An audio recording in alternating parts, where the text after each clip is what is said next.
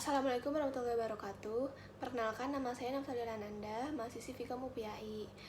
Pada kesempatan kali ini, saya akan menjelaskan mengenai digital marketing sebagai strategi integrated marketing communication kampanye PR. Dimulai dari yang pertama, ada 10 poin panduan dalam ukur evaluasi digital kampanye PR. Yang pertama ada statistik penjualan. Untuk perusahaan berbasis produk atau B2C, penjualan adalah faktor yang paling penting. Faktor-faktor sosioekonomi yang perlu diperhatikan ketika mengukur penjualan yaitu lokasi atau wilayah penjualan, kelompok usia audiens, jangka waktu kampanye, dan yang terakhir jenis-jenis jalur penjualan. Yang kedua ada jangkauan atau reach media sosial.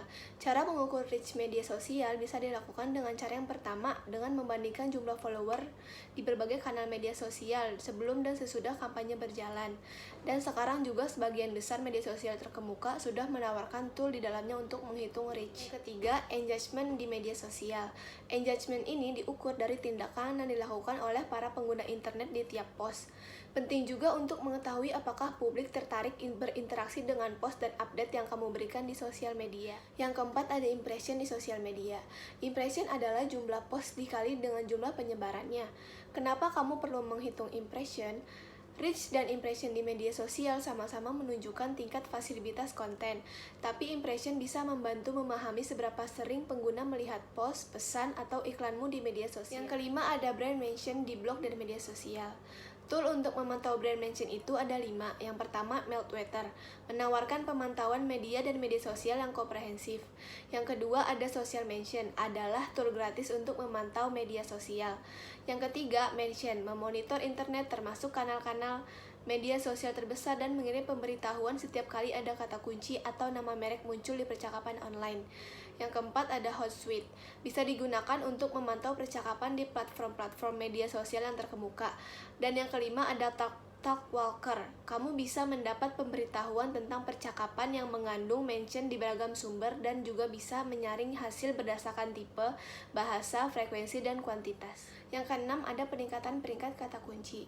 Peringkat kata kunci yang meningkat bisa menghasilkan pencarian organik yang lebih baik dan akhirnya membantu mempertahankan pelanggan dalam jangka panjang. Yang ketujuh ada jumlah share yang didapat dari konten public relation. Dengan mengukur metrik share dari tulisan, kamu bisa memahami sebaik apapun kualitas konten buatan kamu. Ini pada akhirnya akan membantu merancang strategi yang lebih baik di masa depan. Dan cara menghitung share di media sosial bisa menggunakan share count. Kapan ada meningkatkan traffic web? Tugas terbesar bagi setiap agensi humas adalah mengatur pertumbuhan lalu lintas milik web klien. Bahkan ini adalah faktor penting untuk mencapai kesuksesan dan sebuah kampanye. Kamu bisa melihat apakah usaha kamu berhasil mencapai audiens yang diinginkan dengan memperhatikan berbagai variabel, seperti lokasi, perangkat yang digunakan, kelompok, dan lain-lain. Dengan Google Analytics bisa memudahkan kita untuk menghargai lalu lintas web. Dan yang kesembilan ada jumlah backlink. Dengan mengukur jumlah backlink yang dihasilkan selama kampanye, kamu bisa menilai popularitas konten.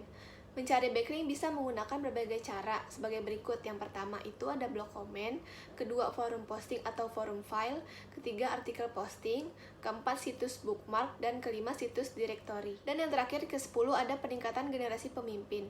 Jika ada peningkatan jumlah minat, artinya kampanyemu sukses. Prospek selanjutnya yang bisa dijadikan sebagai penjualan melalui telepon, email, atau media sosial.